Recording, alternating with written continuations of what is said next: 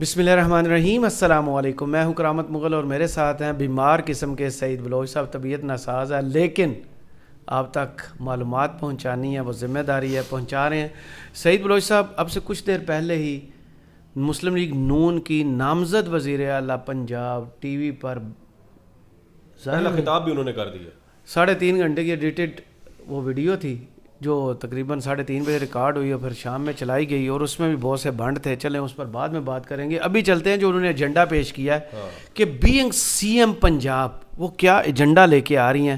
ابھی انہوں نے ووٹ لینے ہیں، ابھی پنجاب اسمبلی میں چوری شدہ مینڈیٹ پر بات ہونی ہے، اس کے بعد کہانی سٹارٹ ہونی ہے کہ کون ہوگا اگلا وزیر اعلیٰ۔ لیکن انہوں نے گھر میں وزیر اعلیٰ کھیلنا شروع کر دیا ہے۔ کافی عرصے سے ویسے کر رہے ہیں۔ انہوں نے کہا ہے کہ میں کرپشن میری ریڈ لائن ہے۔ تو نواشی صاحب گئے، شباشی صاحب گئے، حمزہ گئے، سلمان شہباز گئے، یہ خود بھی گئی، پیچھے بچہ کون، زرداری فیملی بھی گئی۔ چلو جی اگے آؤ۔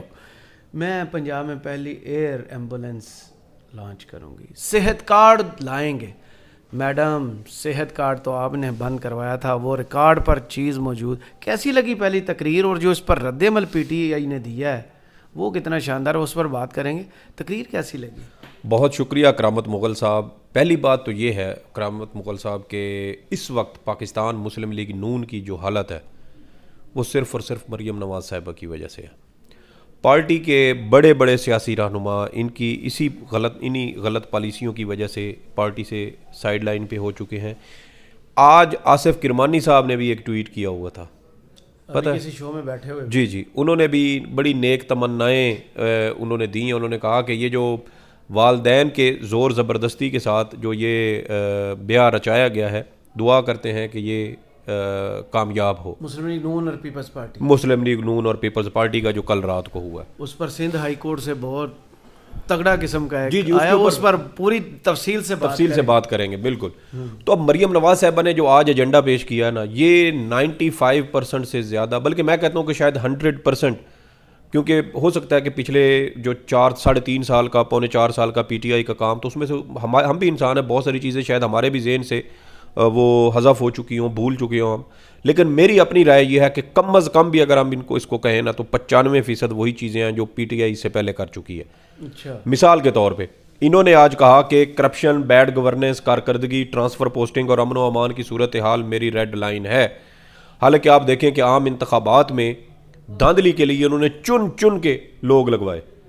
ایون کہ صرف سالک چودھری صاحب نے اپنے گجرات میں اپنے من پسند ڈی سی لگوائے، من پسند ڈی پی او لگوائے، من پسند انہوں نے وہ جو پولنگ عملہ تھا وہ اپوائنٹ کروایا۔ اس کے باوجود آپ ان کے حلقے کے تقریباً کوئی 300-350 کے کیا مطلب، میرا اپنا حلقہ ہے، میں یار ایک بات کر رہا ہوں نا، آپ فوراً پرسنل لے لیتے ہیں، وہ نہیں ہوتی چیز۔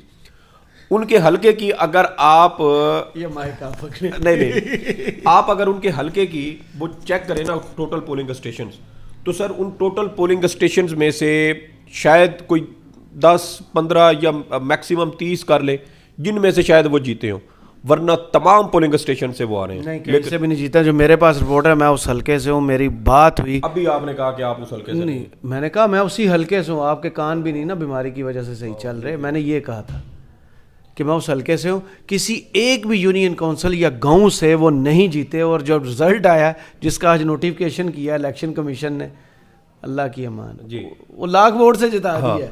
اور آپ دیکھیں کہ ہمارے ایک دوست ہیں احمد وڑائش صاحب، وہ بھی غالباً انہی کے حلقے سے آتے ہیں۔ نہیں، ان کا حلقہ ڈیفرنٹ ہے، لیکن ہے وہ یونائٹڈ اسٹیٹس آف گجرات کے ہی ہے، اور ان کے 65 میں آتے ہیں۔ چچا کے گھر پر حملہ ہوا تھا، یاد ہے آپ کو، توڑ پھوڑ کی گئی تھی، اور پھر جب پول ہوئے وہاں پہ ان کے گاؤں میں، تو وہ جو قواف لیگ کا امیدوار تھا وہ انتہائی بدترین طریقے سے ہارا تھا۔ اور اب مریم نواز صاحبہ نے جو ریڈ لائن لگائی ہے، میرے خیال میں یہ ریڈ لائن کی اس طرف کھڑی ہوں گی، جو میری ایک اپنی ذاتی رائے ہے۔ پھر انہوں نے کہا کہ ایک نئے دور کا آغاز ہوگا، اللہ جانے وہ نیا دور کیسا ہے، پتہ نہیں وہ نیا دور ویب سائٹ جیسا ہی دور شروع نہ ہو جائے جہاں سے صرف پروپیگنڈا، جھوٹ اور بہتان بازیاں اور جو منفی خبریں ہیں وہ وہاں سے ہر وقت ہمیں سننے کو ملتی ہیں۔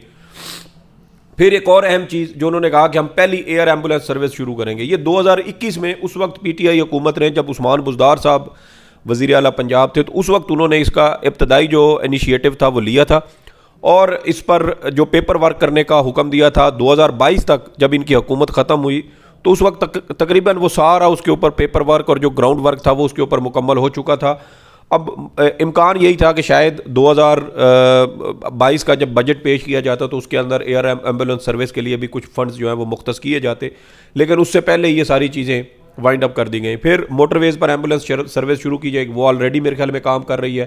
آپ کے ساتھ موٹر وے پر کوئی ایشو بنتا ہے تو آپ کال کریں, فوراً آپ کے پاس وہ ایمبولینس اور پولیس جو ہے وہ پہنچ جاتی ہے. شریف فیملی کی, ہاں یہ ہو سکتا ہے. وہ جو رائیونڈ میں ان کا کیا نام ہے, شریف کمپلیکس ہے نا, میڈیکل کمپلیکس ہے, وہ ماڈل ٹاؤن میں اتفاق ہاسپٹل, اتفاق, ہاں وہی وہیں پہ شاید ان کا ہوگا.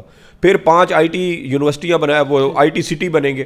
یہ تو پی ٹی آئی دور میں مجھے یاد ہے کہ ہاں یہ اناؤنسڈ ہے, پی ٹی آئی اس کے اوپر کام کر چکی.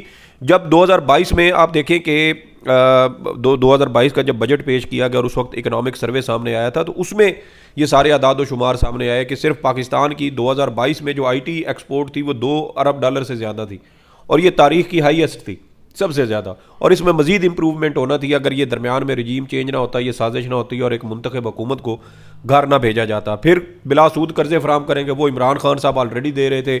دیہاتوں کے اندر غریب خواتین کو 20,000 25,000 30,000 50,000 تک قرضے دیے جاتے تھے. ان کو گائے بھینس بھیڑ بکری وہ کٹا بچہ پال سکیں, دیسی مرغیاں انڈے اس وقت طنز کیا گیا, جملے کسے گئے. بعد میں جب پی ڈی ایم کی حکومت آئی تو شہباز شریف صاحب نے اسی اسکیم کا دوبارہ افتتاح کیا.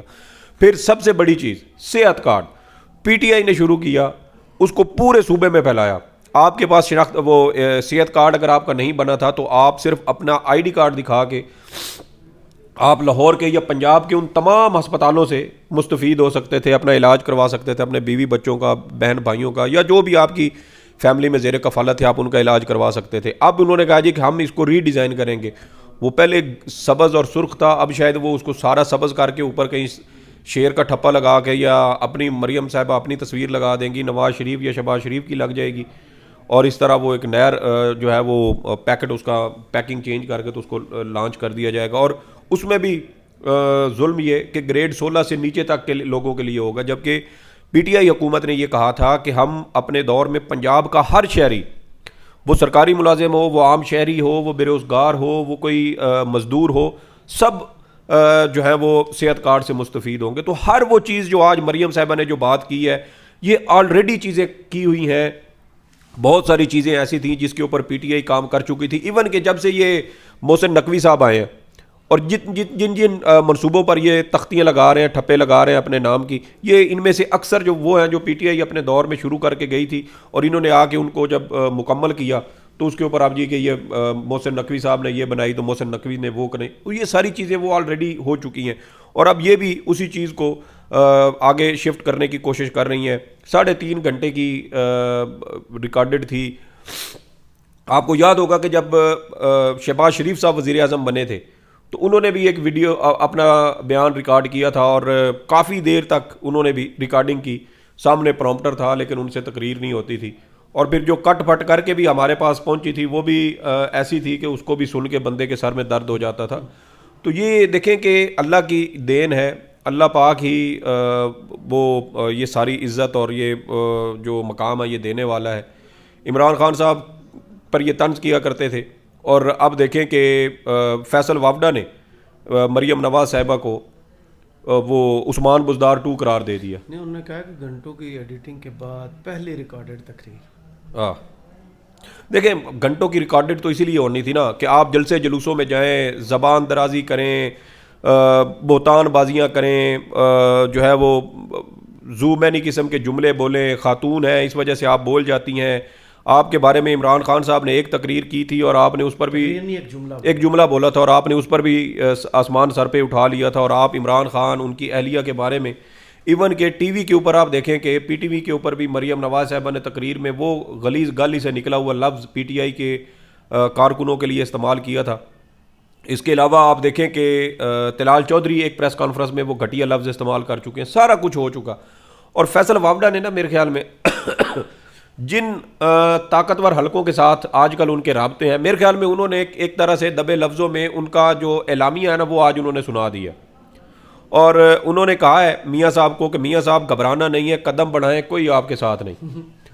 اور یہ ایک طرح سے اشارہ ہے. اس سے پہلے مجھے یاد پڑتا ہے کہ 15 فروری کو ایئر وائی پر خاور گھومن صاحب کے پروگرام میں فیصل وابڈا صاحب نے ایک بیان دیا تھا, اور انہوں نے کہا تھا کہ آنے والے دنوں میں مسلم لیگ نون مزید عبرت کا نشان بننے والی ہے, مزید تباہی کا شکار ہونے والی ہے. اور میں بھی یہی سمجھتا ہوں کہ نون لیگ کی اگر کوئی کسر رہ گئی ہے پنجاب کے اندر, سینٹرل پنجاب میں, دیکھیں 2013 میں کتنی سیٹیں تھیں, 18 میں کتنی, اور اب 24 میں کتنی ہیں, بالکل ایسے گراف نیچے آیا.